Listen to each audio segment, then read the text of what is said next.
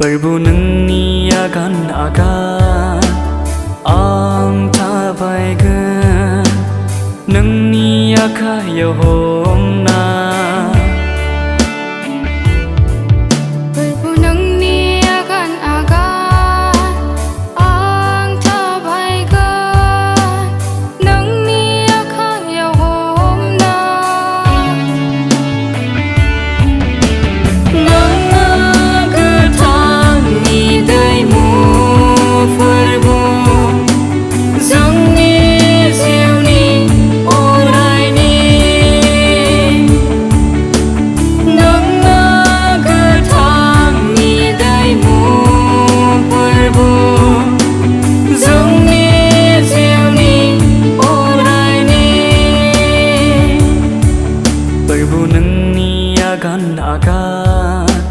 ang tabaigan